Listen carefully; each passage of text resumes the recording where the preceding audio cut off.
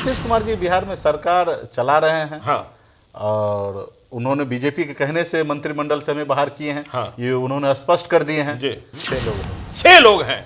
तो देखिए ये बड़ी खबर, 6 लोगों को निपटाने में लगेगा मुकेश सहनी। निपटाएंगे नहीं, मतलब राजनीतिक रूप से, मतलब आपने बीजेपी का दूध तो फाड़ दिया, फट गया, लेकिन आने वाले समय में जी दूध भी हमारे पास लेके आना है। जिसको दही बनाना ना, हमारे घर में रहकर दही बनेगा। आप भी मौसम वैज्ञानिक बनने के रास्ते पर चल पड़े हैं क्या? नहीं, हम अपना काम करने के लिए रास्ते पे चल रहे हैं। क्या मैं सही हूं क्या?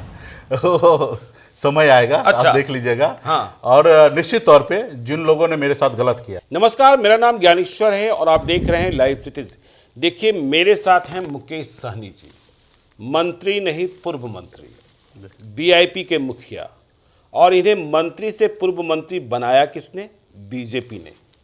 तो मुकेश सहनी जी, कल बोचहा का चुनावी नतीजा आया, आप बहुत मजबूती से लड़ रहे थे, लेकिन चुनाव तो आप हार गए। लेकिन हमने ये देखा कि लोग चुनाव हारने पर आंसू बहाते हैं, आप होली खेल रहे थे। तो होली तो तब खेला जाता है जब दुश्मन युद्ध के मैदान में मौत की सैया पर पहुंचा दिया जाता है। आपने किसे मौत की सैया पर पहुंचाया? क्या आपको यह लग रहा था कि बीजेपी ने आपको आईसीयू में पहुंचाया था और आपने उसे डेथ बेड पर पहुंचा दिया? देखिए, हार भी कई तरह के होते हैं और जीत भी कई तरह के होते हैं। और हार के जो जीत जाए उसे बाजीगर कहते हैं। बिल्कुल। और मैंने ये चुनाव में निश्चित तौर पे हमारी पार्टी का हार हुआ, उसके बावजूद में मैं जीता हूँ। और आज बिहार में ये वीआईपी पार्टी अपने आप का एक बाजीगर है, जो किसी के साथ, जिनके साथ रहेगा उनकी सरकार बनना है, जिनके साथ नहीं रहना उनका सरकार नहीं बनना। और ये मैं पहली बार नहीं, दूसरी बार मैंने अग्नि परीक्षा मैंने दिया। अपने जानकारी होगा, सिमरी बख्तियारपुर में हमने 25,000 वोट लाया था, जिसके कारण 15,000 उस समय में एनडीए हारा और जेडीयू उस समय में हारा। और अभी फिर मैंने चुनाव लड़ा, दमखम से लड़ा। जिस जगह पे 1,000 1,500 वोट कोई पार्टी को या कोई प्रत्याशी को ले आना अपने आप में चैलेंज था, और उस जगह पे हमने 30,000 वोट हमने लाया, 18% हमने वोट लाया। माननीय मुख्यमंत्री जी 2014 में अकेले अपने दम पर बिहार में चुनाव लड़े जी। और लेफ्ट के साथ में लड़े, लेकिन उसके बावजूद भी 15% वोट नहीं आया। और मैंने अकेले चुनाव लड़ा और 18% वोट आया। इससे पहले में, हाँ, इससे पहले हमारे पास 15% वोट आया था उपचुनाव में, और अभी 3% बढ़ के 18% होगा। पिछली बार 25,000 आया, इस बार 30,000 के आसपास, 29,500 वोट आया। तो हमारी ताकत दिनों दिन बढ़ती जा रही है। हमारे जो वोटर है, सिर्फ वोटर ही नहीं है, हमारे कार्यकर्ता भी है। लेकिन आपके बारे में कहा जाता है कि आप सन ऑफ मल्लाह हैं जी। और आपकी पूरी राजनीति जो है मल्लाह के इर्द गिर्द घूमती है। जी। तो जैसे लालू यादव यादवों के नेता, रामविलास पासवान के नेता, नीतीश कुमार लवकुश के नेता। तो देखिए बोचहा का चुनाव परिणाम यह बताता है कि मल्लाहों ने आपको नेता तो मान लिया, ठीक है, बाकी सारे जो लिस्ट में थे बहुत दूर चले गए। लेकिन क्या आपको लगता है कि सिर्फ मल्लाह का मत ही मिला 30,000 आपको बोचहा में? नहीं, इसके अलावा भी मिला, क्योंकि निषाद का जो वोट का पोलिंग कैपेसिटी है 22 से 23,000 पोलिंग कैपेसिटी है। अच्छा। तो उसके अलावा अगर 30,000 वोट आया तो निश्चित तौर पे हर जाति वर्ग का, हर धर्म के लोगों का वोट आया। मतलब आप जो अति पिछड़ा राजनीति की बात कर रहे थे, उनके आरक्षण की बात कर रहे थे, उसका असर आपको दिखाई बड़ी पड़ा? संख्या में नाई का वोट हमें मिला, तुरहा का वोट मिला। अति पिछड़ा में कई ऐसी जाति है जो मान रहे कि कर्पूरी ठाकुर के बाद अगर कोई बिहार में अति पिछड़ा की आवाज़ उठा रहे हैं, उनके लिए लड़ाई लड़ रहे हैं, तो son of Mallah VIP party है कि जो हमारी लड़ाई लड़ रहा है। तो बहुत हद तक अति पिछड़ा से हमारे पास वोट आया। और ऐसे हम किसी जाति में बोल लेना उचित नहीं होगा। हर जाति वर्ग से अगर ढूंढेंगे तो कहीं 10 वोट मिला, लेकिन मिला है। ऐसा नहीं है कि ब्राह्मण हमको वोट नहीं दिया या भूमिहार नहीं दिया या हो सकता है यादव नहीं दिया होगा। 5 वोट मिला होगा, लेकिन मिला जरूर होगा। हर जाति वर्ग से हमें वोट मिला, लेकिन अति पिछड़ा का वोट कह सकते हैं अधिक मिला। उसमें भी निषाद समाज जो है वो अपना वोट तो दिए ही दिए, लेकिन उन्होंने दिलवाए, वोट दिलवाने का काम। हाँ, क्योंकि मेरे पास तो 35 को विधायक रहा नहीं। 35 को विधायक तो कभी भी नहीं जो था। बीजेपी ने वहां 3 विधायक था और वो भी 3 विधायक बीजेपी ले लिए। हमारे पास तो विधायक नहीं है, और दूसरे के पास तो 35 को विधायक था, सब पंचायत में लगा दिए। कई केंद्रीय मंत्री को लगा दिए। कई कहा जाता आपके पास पैसा बहुत है, बीजेपी से ज्यादा पैसा खर्च कर रहे थे आप। नहीं, बीजेपी ने कितना खर्च किया होगा? बीजेपी का जो हमें सच क्या है मुझे नहीं मालूम। बीजेपी के बहुत करीब रहे हैं, लेकिन आपको नहीं, कोई हमें मैसेज दिया कि हम यहाँ चुनाव यहाँ से लड़ेंगे, हम 25 करोड़ रुपया खर्च करेंगे। 25 करोड़ रुपया? हाँ, वो सच है या झूठ मैं नहीं कह सकता हूँ, लेकिन मेरे पास मैसेज भेजा गया। अच्छा, लेकिन आपको लगता है कि जो वहां बीजेपी जैसे लड़ रही थी 25 करोड़ रुपया खर्च हुआ होगा? ये बोलना अच्छा नहीं रहेगा, लेकिन 25 करोड़ की तैयारी थी। 25 करोड़ की तैयारी। चलिए, 25 करोड़ की तैयारी, 25 करोड़ के बाद हार। हाँ। अब देखिए, आते हैं मुद्दे पर। आपने स्वयं कहा कि दही का जोरन तो हम बन गए जी जी, और अभी रामविलास जोरन पासवान ही नहीं बने हैं जी, अभी दूध भी हमारे पास ही आना है। मतलब आपने बीजेपी का दूध तो फाड़ दिया फट गया, लेकिन जी। आने वाले समय में जी। दूध भी हमारे पास लेके आना है। जिसको दही बनाना ना, हमारे घर में रहकर दही बनेगा। अभी वीआईपी पार्टी किसी के पास नहीं जाने तो वाला है। देखिए, रामविलास पासवान के बारे में कहा जाता है वो मौसम वैज्ञानिक। जी आप भी मौसम वैज्ञानिक बनने के रास्ते पर चल पड़े हैं क्या? नहीं, हम अपना काम करने के लिए रास्ते पे चल रहे हैं। हाँ। हमारा जो उद्देश्य ये जो पार्टी बना, उस उद्देश्य को पूरा करने के लिए है।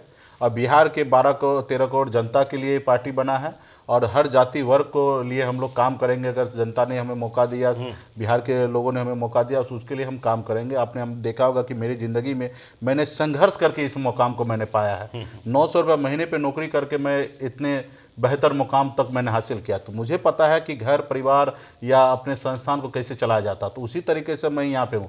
आज तो कह सकते हैं ना कि अगर मैं चाहता तो मैं आज मंत्री रहता, जी।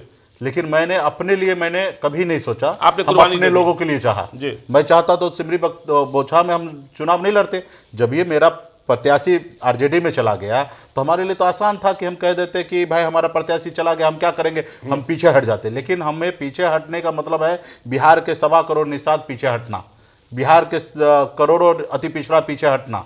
तो हमने तो हमेशा कहा कि अगर मेरी अधिकार सुई के नोक बराबर भी है तो वो अधिकार लेके रहूँगा, उसको छोड़ूंगा नहीं। हर हाल में, चाहे उसके लिए जो भी संघर्ष करना पड़े, मैं संघर्ष करने के लिए तैयार हूँ। अच्छा मुकेश जी, बीजेपी से आपकी दोस्ती थी, जी अब दुश्मनी हो गई। जी मुकेश सहनी के बारे में कहा जाता है कि बाजीगर तब कोई बनता है जब वह अपने दोस्त और दुश्मन की पहचान कर लेता है। जी तो आपने यह भी देखा होगा कि आपको आईसीयू में पहुंचाने का काम बिहार के किन किन नेताओं ने किया, जी और चर्चा यह है कि आपने दुश्मनों की एक लिस्ट बना ली है जी हाँ जिन्हें 2024 में निपटाना ही निपटाना जी है। हाँ। उस लिस्ट में सबसे मतलब नंबर 1 पर कौन है? बहुत जल्दी आपको 1 हफ्ते में पता चल जाएगा अच्छा कि उस लोकसभा क्षेत्र में हम कार्यालय का उद्घाटन होगा। अच्छा। और उस लोकसभा की तैयारी में आदमी जुट जाएगा, और 1 हफ्ते में ये आपको खुशखबरी हो जाएगा। हाँ। और जो जो हमारे लिस्ट में है अभी, क्योंकि हमें अभी राजनीति दूसरे तरीके से करना जी। है, क्योंकि मैंने जो मेरे मुझे साथ संकेत दिख रहे हैं हाँ, अभी कि शायद वो मिथिलांचल नहीं है, शायद वो भागलपुर का इलाका नहीं है, वो चंपारण है। क्या मैं सही हूं क्या? समय आएगा, अच्छा। आप देख लीजिएगा। हाँ। और निश्चित तौर पे जिन लोगों ने मेरे साथ गलत किया, जी। क्योंकि मैं ये जो हुआ है, मैं इस पे केंद्र सरकार, केंद्र में जो नेता हैं उन लोगों को सहमति जरूर है कि हुआ है, जी। लेकिन उनके बहुत बड़ा ये नहीं था कि ये हो। मतलब गलत फीडबैक दिया गया। गलत फीडबैक दिया गया, गलत रणनीति बनाया गया, गलत तरीके से पेश किया गया। वहाँ पे मुकेश सहनी को अलग तरीके से ये किया गया। कुछ लोगों को लगता है कि मुकेश सहनी हमसे क्यों नहीं बात करता है और फिर डायरेक्ट दिल्ली में क्यों बात करते हैं। तो उन लोगों को ये यूगो प्रॉब्लम था। अब मेरा मानना है कि जब आपसे कुछ भी बात करें तो आप बोलेंगे कि हम पूछ के बताएंगे।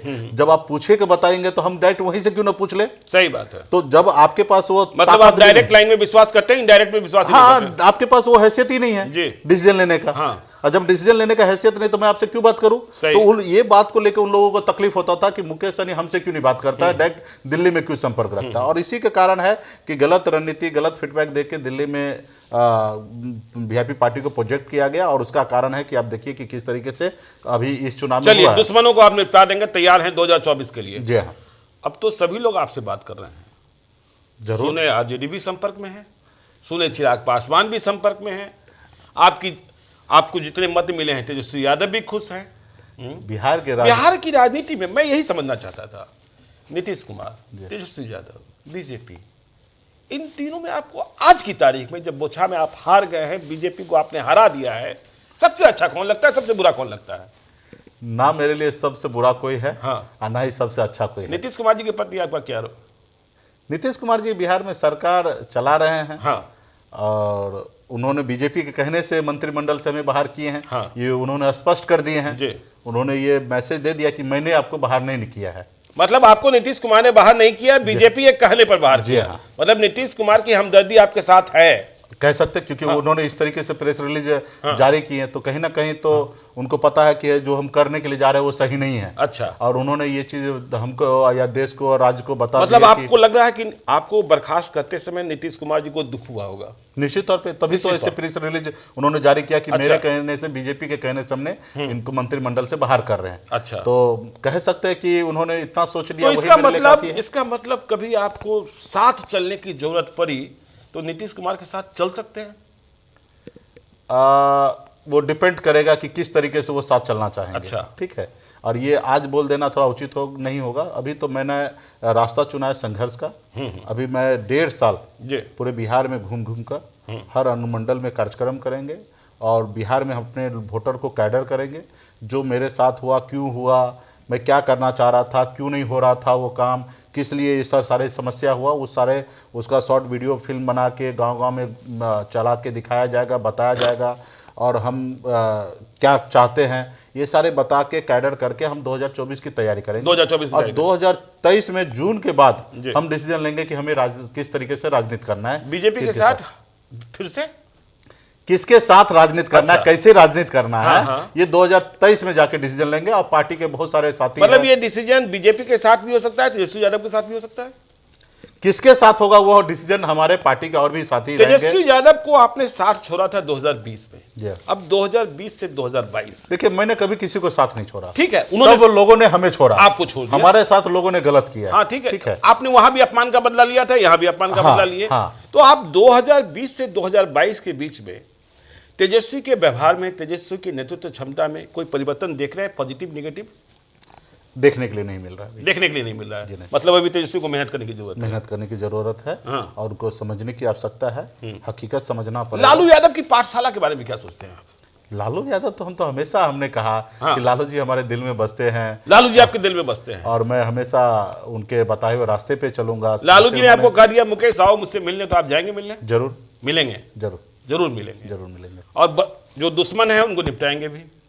नहीं, हम देखिए अभी सुना आज आप जा रहे हैं मुजफ्फरपुर फिर से बोछा, जी हाँ, जहां आपको मत मिले थे जी हाँ। और जहां मत नहीं मिले वहां भी आप लड्डू बांटने जा रहे हैं। निश्चित तौर पे अब आज हमारी मैं बोला ना कि हमारे हार में भी जीत है जी। तो बोछा की जनता ने हम पे भरोसा किया, खास करके वीआईपी पार्टी का जो वोटर है, सपोर्टर है, उन्होंने काफ़ी मेहनत किया कि इस बीच में जब यहाँ पे सैकड़ों नेता, उस समय में अगर आप जाते हैं बोछा में तो देखते हैं कि नेता नहीं घूम रहा है, मतलब उससे ज़्यादा जी। तो वहाँ पे अभी क्या शब्द उसको बोला जाए, अच्छा नहीं रहेगा वो शब्द, उससे ज़्यादा तो वहाँ पे बोलते ना गांव में भौंकने वाले लोग घूमते हैं, भौंकने वाले लोग घूमते हैं, लेकिन उससे ज़्यादा नेता घूम रहे थे। अच्छा। और उस जगह पे हमारे पार्टी को इतना मदद कर देना, इतना वोट आ जाना, ये हमारे लिए जीत है। और इसलिए मैं चाहूँगा कि हमारे जीत में जो लोग साथ दिए ऐसे जगह घर पे जाएं, ऐसे गांव में जाएं जिस गांव में भाजपा को आना मना है, ऐसा बोर्ड उन्होंने लिख दिया। अच्छा, भाजपा को आना मना है? मना है, इस गांव में आना, ऐसे ऐसे दरवाजा है जहां पे लिख दिया कि भाजपा को इस दरवाजे पे बैठना मना है। तो ऐसे ऐसे जगह पे हम जाएंगे और मैं अपने खुशी हमें जो प्राप्त हुआ है मैं उन लोगों के साथ शेयर करूंगा। उनका मुंह मीठा कराएंगे? जी, उनका मुंह मीठा। चलिए, मुंह मीठा कराएंगे। तो मल्लाहों ने तो अपमान का बदला ले लिया। देखिए, आप पॉलिटिकल इलेक्शन के मैनेजमेंट को भी समझ रहे थे। ऐसा क्या हुआ कि जो भूमिहार थे वे भी बीजेपी का साथ छोड़ दिए? आप तो बीजेपी के साथ भी रहे, आपको क्या लगता है क्यों भूमिहार इतने नाराज हो गए? नहीं, मैंने अभी जो आंकड़ा मैंने देखा जी, उससे मैं 2-3 दिन में और मैं फिल्टर कर दूंगा। भूमिहार ने समाज से जो है वो पोलिंग नहीं किए। पोलिंग नहीं किए? क्या पोलिंग नहीं किए? पोलिंग जो है सिर्फ मान लीजिए अब उन्होंने 60% पोलिंग हुआ तो उनका बूथ पे जो पोलिंग हुआ 30% हुआ। मतलब आपके लिए लड़ने नहीं गए ना, बीजेपी के लिए लड़ने तो नहीं गया ना बीजेपी समाज? के लिए लड़ने के लिए नहीं हाँ। गए। तो एक तो 30% वो पोलिंग किए। हाँ। 30% में भी क्या हुआ कि कुछ वोट जो है वो नोटा पे कर दिया गया, जो 3000 वोट आपको नोटा पे दिख रहा है, और कुछ वोट आरजेडी को भी किए हैं और मैक्सिमम वोट बीजेपी को किए हैं। ठीक है, आप बूथ बाय बूथ देख लीजिएगा तो 10 वोट 20 वोट आरजेडी को गया, लेकिन मैक्सिमम 50 वोट बीजेपी को गया है। ये लोग अभी गलत, हाँ ये है कि बीजेपी के लिए लड़ने के लिए मैदान में नहीं उतरे। बीजेपी के लिए अगर मैदान में लड़ने के लिए उतर जाते तो निश्चित तौर पे और 8-10 हज़ार वोट का बढ़ोतरी बीजेपी को हो जाता, जो 50 प्लस चला जाता। अच्छा, तो 45 के अंदर, 45 के आसपास रुकने जाना मतलब उनके लिए लड़ाई नहीं लड़े और समीकरण नहीं बन पाया। निषाद वोट उनके साथ नहीं रहा, बीजेपी के साथ पासवान वोट चला गया, जो पासवान वोट पिछली बार एनडीए के साथ था। वो मैं वीआईपी पार्टी वहाँ पे 2020 में लड़ा तो आप कह सकते कि हमने 12,000 से लीड किया था, और इस बार 36,000 वोट से बीजेपी वहाँ पे लूज किया, जिसमें से सीधे 30,000 वोट तो वीआईपी पार्टी ने ले लिया। तो कहीं ना कहीं भाजपा को अभी मंथन करना है कि क्यों नहीं उनके साथ भूमिहार गए जी, क्योंकि वो वोट पे। चलिए, भाजपा को मंथन करना। चलते चलते ये बता दीजिए, जो आपने हिट लिस्ट तैयार की है दुश्मनों की, जिनको निपटाना है 2024 में, उनकी संख्या जो अभी कहते हैं ना मोस्ट वांटेड। हाँ। कितने हैं? 1 2 3 4 5, कुछ गिनती तो चल रही होगी। 6 लोग हैं। 6 लोग हैं। तो देखिए ये बड़ी खबर, 6 लोगों को निपटाने में लगेगा मुकेश सहनी। निपटाएंगे नहीं, मतलब राजनीतिक रूप से। राजनीतिक रूप से वहां पे हम अपनी पार्टी को, संगठन को इतना मजबूत कर देंगे कि हमारे लोग उनको वोट किसी भी हालत में नहीं देंगे। अच्छा। और फिर उसके बाद वो अपना लड़े। ठीक है, हमारे वोट जो है इन 6 लोगों में कोई निषाद का भी है? ये 6 लोगों में देखिए, एक तो निषाद है। एक निषाद है, क्योंकि मुजफ्फरपुर लोकसभा सीट पर वीआईपी पार्टी किसी भी हालत में चुनाव लड़ेंगे। अच्छा मुजफ्फरपुर, लेकिन आपका उम्मीदवार तो चला गया उधर, राजभूषण चौधरी। उम्मीदवार चला गया, पार्टी तो है ही ना। हाँ हाँ हाँ। क्या जरूरी हो सकता है अजय निषाद ही हमारे पार्टी से आके चुनाव लड़ ले, या फिर से जो राजभूषण जी गए फिर हमारे पार्टी में आ जाए फिर लड़ ले। तो राजनीति में ये सब चीज जाना आना लगा रहता है। और कल वो आज गलती की है राजभूषण जी, कल वो फिर से आना चाहेंगे तो उनको स्वागत करेंगे। हमने तो कल भी हमने कह दिया कि हमारे अजय निषाद से कभी लड़ाई हो ही नहीं सकता है, क्योंकि हमारे समाज का बेटा है। अच्छा, अजय निषाद से लड़ाई नहीं हो सकता? नहीं हो सकता। वो हमारे, हम कभी लड़ाई लड़ेंगे ही नहीं, और ना पहले लड़ता था, ना आज लड़ रहा हूं, ना कल लड़ूंगा, कभी भी नहीं लड़ाई लड़ूंगा। और उनको स्वागत है, अगर उनको जगह नहीं मिला तो वीआईपी पार्टी में आएंगे। चलिए वीआईपी पार्टी में करेंगे। मतलब आपने यह तय कर लिया कि दुश्मन नंबर 1, दुश्मन नंबर 2, दुश्मन नंबर 3, दुश्मन नंबर 4, दुश्मन नंबर 5, दुश्मन नंबर 6, इनके साथ मैदान में लड़ाई होगी। हाँ, लड़ाई हम अपनी तैयारी करेंगे, अपनी तैयारी कर लेंगे। जैसे उन्होंने आपको आईसीयू में पहुंचाने की कोशिश की, आप भी आईसीयू में पहुंचाने। ये तो मान लीजिए कि बिहार में निषाद को वोट लेकर, वीआईपी पार्टी का वोट लेकर बिहार में सरकार बनाते हैं, और वो सरकार बनने के बाद वही हमें कुचलना चाहते हैं। आज 74 विधायक बना, अगर मतलब सीधा तो आपने कहा कुचलना चाहते, एक शब्द है दो, जिसने कुचलने की कोशिश की उसे आप कुचल देंगे। मतलब मैं उनको उनके औकात उनको बता देंगे, और हम अपनी ताकत उनको दिखा देंगे, जैसे हमने बोछा में हमने दिखा दिया है। चलिए, तो ये मेरे साथ है मुकेश सहनी जी। आप समझ चुके हैं कि इरादा क्या है, दुश्मन से लड़ना है और जीतना है। तो आगे क्या कर पाते हैं यह देखने की बात है। अभी जा रहे हैं लड्डू बांटने, और वो अभी कितना, कई क्विंटल, समझ सकते हैं। कल इन्होंने अभी गुलाल उड़ाया है। तो देखते रहिए लाइव सीरीज को। यदि अब तक आपने हमारे यूट्यूब चैनल लाइव सीरीज को सब्सक्राइब नहीं किया है तो जरूर कर लीजिएगा, और यदि इस वीडियो को आप फेसबुक पेज के माध्यम से देखें तो पेज को लाइक कीजिएगा, ट्विटर पर भी हमें फॉलो कीजिए। धन्यवाद।